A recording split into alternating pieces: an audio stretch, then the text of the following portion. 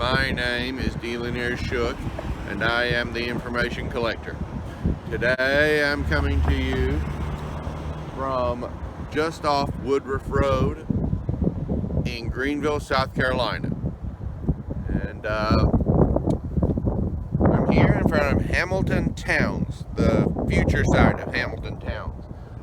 Several months ago, I came to you from pretty much the same location where they were planning to put in these houses. Well, now the houses are being put in, and you can probably hear the construction workers diligently working behind me. You can also hear the wind because it's a bright, breezy day in Greenville. It's 65, 66, 70 degrees, which is one reason people want to live here. I'm going to try to do this without sunglasses. Very nice homes.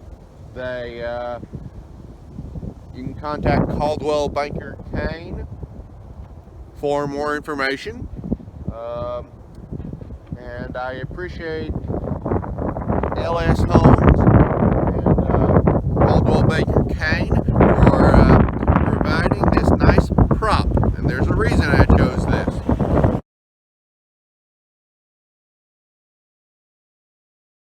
So Zillow is where people go to find houses and find out about houses. But they're also a great place to find out about trends in the housing market. And their press release last Sunday confirms what we've already known about U.S. home values. And by the way, I don't know how much these houses are going to be behind me, but if this trend is true, they're not cheap. According to this Zillow report, American home values have doubled in the past decade and a half. But the report's not just about that. The growth in the past year alone, which is about $7 billion, was phenomenal. It brought the total national home value to $43 trillion. But the most interesting detail in the Zillow report is that they believe the natural bell curve distribution of the U.S. home pricing market is skewed.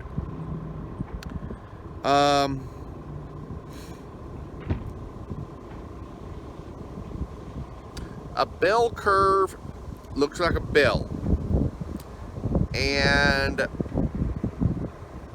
as on each side you have a tail that comes down, and the idea is you have 25% of this on one end, 25% of something on the other end, and the middle is the middle half.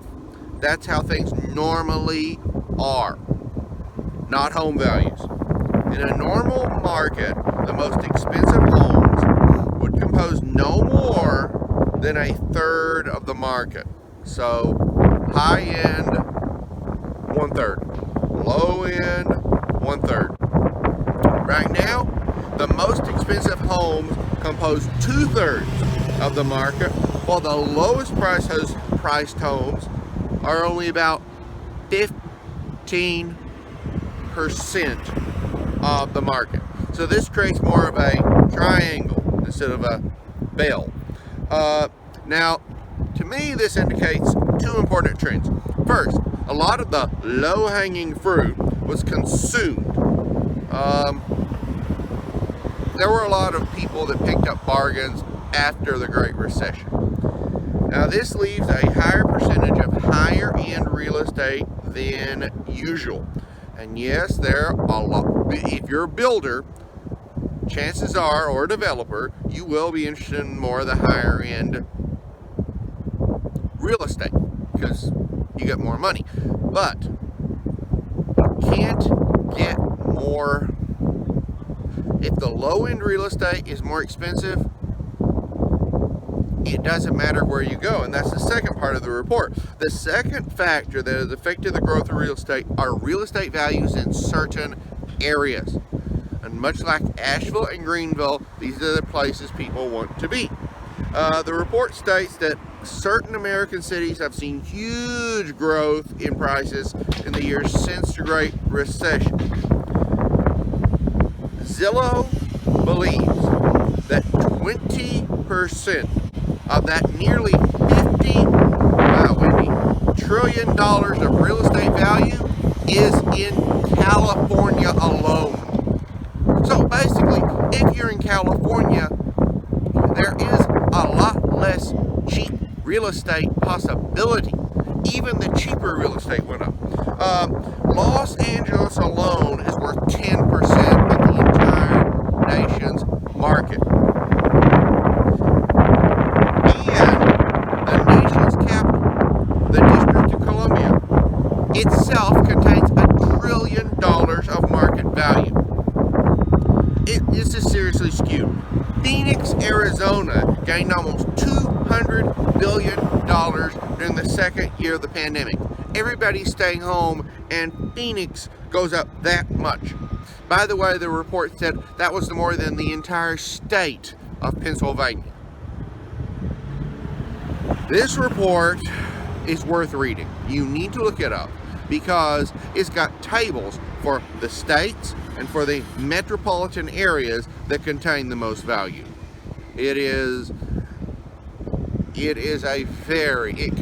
eye-opening because it confirms what we've known is so drastic.